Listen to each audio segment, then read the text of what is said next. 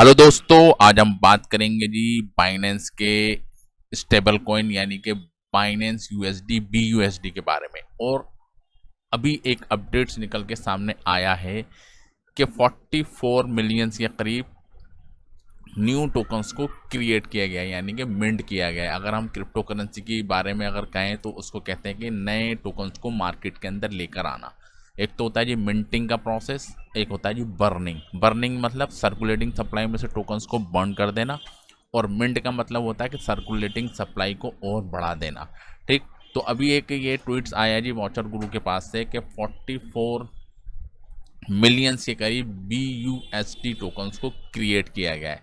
और ये क्रिएट होने के बाद अगर आप टोटल सप्लाई अगर देखें इस टोकन्स की, ठीक है, तो ये हो जाती है जी 17 बिलियन के करीब। तो यानी कि अगर BUSD की बात करें तो इसकी वैल्यू $1 के बराबर होती है, और अगर टोटल मार्केट कैप की हम बात करें तो वो भी बढ़ के इतना ही हो जाएगा जितने कॉइन्स होंगे। ठीक, ये ऊपर नीचे इन फ्रैक्शंस और इन सेंड के अंदर जाता है। कभी 0.99 आप देख सकते हैं कि आज की डेट में ये 0.9986 के करीब गया था। तो कहने का मकसद ये है कि एक one of the major stable coin in crypto currency world, अगर हम रैंकिंग की बात करते हैं इसकी, तो रैंकिंग में भी आप देख सकते हैं कि टॉप 1 पे ऑलवेज बिटकॉइन, इथेरियम। बाकी है जी एक टेथर USDT कॉइन जिसको हम कहते हैं, वो भी एक स्टेबल कॉइन है, one of the strongest stable coin in crypto industry. और उसके बाद अगर नंबर आता है जो USD कॉइन, ठीक है, उसकी अगर मार्केट कैप की बात करें तो 55 बिलियंस और इसकी 65 बिलियंस। और बात करें जी बाइनेंस की तो ये है जी 17 बिलियंस के करीब। ठीक, तो अगर बात करें जी इसके टोकन्स के बारे में तो इनका क्या होता है, कोई भी टोकन्स मार्केट में जब मिंट करने का मकसद क्या है कि सप्लाई को बढ़ा दिया। और सप्लाई कब बढ़ाई जाती है, जब अर्निंग जब बहुत ज़्यादा हो जाती है जी बाइनेंस के पास, ठीक है, वो उस अर्निंग को कन्वर्ट कर देता है जी अपने BUSD कॉइन्स के अंदर। और उसके लिए क्या होता है कि इनकी पार्टनरशिप है जी किसके साथ, पैकोस। ठीक, और इसको रेगुलेट करते हैं जी न्यूयॉर्क स्टॉक। ठीक, न्यूयॉर्क सिटी के द्वारा इसको रेगुलेट किया जाता है कि हाँ जी ऐसे कोई भी नहीं बना सकता, कि हाँ जी ऑडिट भी होता है, उसके बाद उन टोकन्स को क्रिएट किया जाता है। उतनी ही वैल्यू के अमाउंट अगर आज की डेट में अगर आप देखें कि 44 मिलियन से करीब नए टोकन्स बनाए गए हैं, तो इतनी ही वैल्यू की $US को रिजर्व किया जाता है जी। कहाँ पर, ठीक है, जिसको मॉनिटर करती हैं जी ये, ठीक है, पैक्सोस।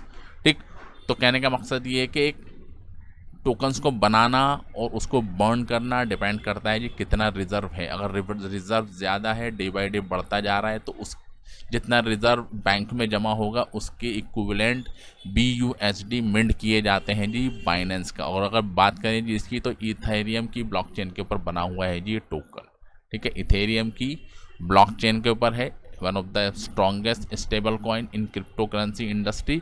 और स्टेबल कॉइन को हम यूज़ क्यों करते हैं, क्योंकि स्टेबल कॉइन को इसलिए यूज़ किया जाता है कि मार्केट के अंदर जो वॉलेटिलिटी होती है, कई प्राइस बहुत ऊपर जाता है, कई प्राइस बहुत नीचे चला जाता है। ठीक है, जब लोगों को लगता है कि मार्केट नीचे डाउन होने वाली है तो सारे टोकन्स को सेल करके उसके बदले में स्टेबल कॉइन्स को लोग ख़रीद के होल्ड करके रख लेते हैं। और जब मार्केट ज़्यादा नीचे जाता है तो उसको दोबारा बाई कर लेते हैं। ठीक है, अगर बिटकॉइंस है होल्ड करके रखा है और मुझे पता है कि हाँ जी 1 महीने के बाद बिटकॉइंस का प्राइस नीचे जाने वाला है, ठीक, अगर मैं उसको कन्वर्ट नहीं करूँगा किसी भी स्टेबल कॉइन के अंदर तो बिटकॉइंस की वैल्यू गिरेगी और डायरेक्टली लॉस होगा, अगर डेफिनेटली आपको ये पता है। तो लोग क्या करते हैं, सारी क्रिप्टो करेंसी को सेल कर देते हैं और उसके बदले में कोई एक स्टेबल कॉइन के अंदर उस वैल्यू को स्टोर कर लेते हैं, लाइक BUSD ख़रीद के रख लेते हैं। और जब लगता है कि बिटकॉइन ज़्यादा नीचे आ गया, अब ऊपर जा सकता है, तो उसको वो उस BUSD के बदले में ख़रीद लेते हैं। तो मकसद क्या होता है जी स्टेबल कॉइन्स का, कि लोग वॉलेटिलिटी से बचने के लिए अपने टोकन्स को स्टेबल कॉइन के अंदर स्टोर कर लेते हैं, अपनी क्रिप्टो करेंसी को। जब मार्केट के अंदर जब पैनिक होता है तो होल्ड करके रखते हैं, जिसकी वैल्यू $1 ही रहती है, यानी कि मार्केट के उतार चढ़ाव के ऊपर स्टेबल कॉइन के ऊपर कोई फ़र्क नहीं पड़ता। बाइनेंस ने और पैक्सस ने इसको मिलकर बनाया है। BUSD कॉइन्स को किसने मिलकर बनाया और इसको रेगुलेट करा है। हाँ जी मैंने कोई चीज़ बना ली, अब उसको रेगुलेट भी तो कोई करे कि हाँ जी कितना ऑथेंटिक है। तो इसको जो रेगुलेट करा है जी New York state department of financial service, समझे, और बैक्ड बाय डॉलर। और ऑडिट भी है, तो एक one of the strongest stable coin है। और आज ये इसलिए सुर्खियों में आ गया कि न्यू 44 मिलियंस के करीब न्यू टोकन्स को मिंट किया गया है, यानी मार्केट के अंदर लाया गया है। और क्रिप्टो करेंसी अगर आप देखें तो मैक्सिमम सप्लाई होती है जी, फिक्स सप्लाई, टोटल सप्लाई नहीं होती है, ठीक।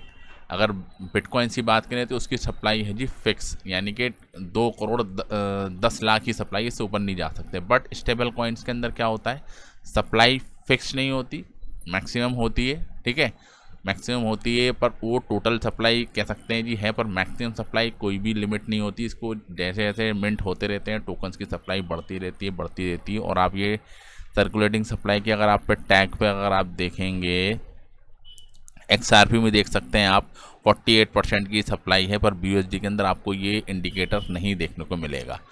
BNB में भी आप देख सकते हैं टोटल सप्लाई का 98% सर्कुलेटिंग के अंदर है, ठीक है। बाइनेंस के ऊपर भी देख सकते हैं, इथेरियम की भी देख सकते हैं कि इथेरियम की सप्लाई फिक्स नहीं है, ये भी अनलिमिटेड हो सकती है, बट ये माइनिंग होते रहते हैं, नए मार्केट के अंदर आते रहते हैं। बट बिटकॉइन की सप्लाई आप देख सकते हैं फिक्स है, और टोटल सप्लाई का टोटल मैक्सिमम सप्लाई का 90% मार्केट के अंदर है, यानी कि 1 करोड़ 90 लाख अभी सर्कुलेशन के अंदर हैं, और 20 लाख के टोकन्स अभी और मार्केट के अंदर आने हैं। तो स्टेबल कॉइन के अंदर क्या होता है, ये चीज़ आपको देखने को नहीं मिलेगी। सोलाना की भी आप देख सकते हैं अनलिमिटेड सप्लाई है इसकी, डॉज कॉइन की भी आप देख सकते हैं जी अनलिमिटेड सप्लाई है, बट स्टेबल कॉइन की भी अनलिमिटेड सप्लाई, ठीक। तो ये थी जी फिलहाल इंपॉर्टेंट अपडेट बाइनेंस के स्टेबल कॉइन BUSD के रिगार्डिंग। तो thank you very much for this video. जय हिंद।